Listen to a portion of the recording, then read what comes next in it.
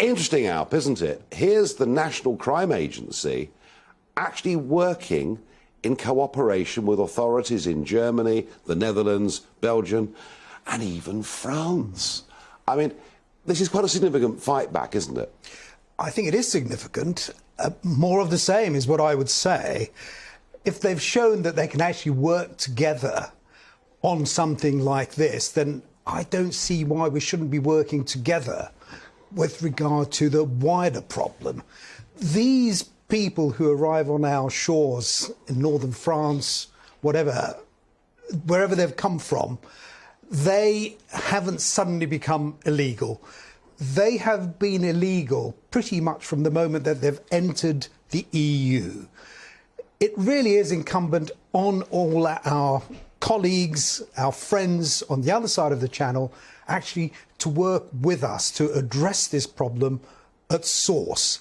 That is not what's happening. And whilst the news is exceptionally good, and I commend my former colleagues. And the National Crime Agency and all of those involved. Fantastic. Yes. Fantastic. Very good.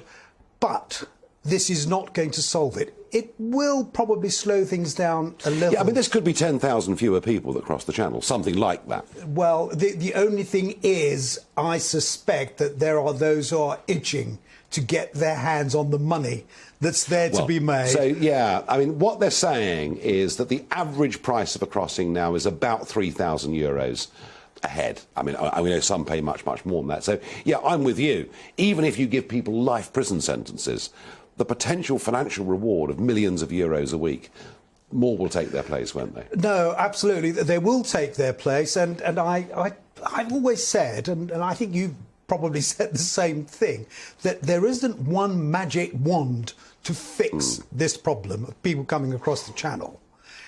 I'm afraid that there are all sorts of measures that need to be taken. The new legislation allows the government to do that.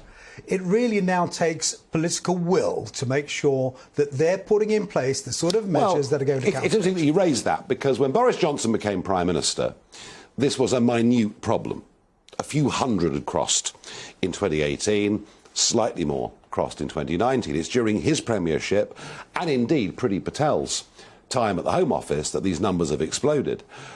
Assuming this is the end of Boris Johnson, and I think it is very, very close, is it likely that whoever is the next Conservative leader could campaign hard on these issues that you care about so much? Well, if they decide that they're going to keep to their manifesto promises, then yes, I think whoever is going to take over, assuming that Boris Johnson does go, whoever takes over, I think what they must do is realise that people all over the country, not just in the Red Walls, but particularly in the Red Wall constituencies, want immigration addressed, want immigration reduced. Both legal and illegal. Legal. The one thing that Boris Johnson has overseen is the whole loosening up of a system that actually could have worked in the right direction.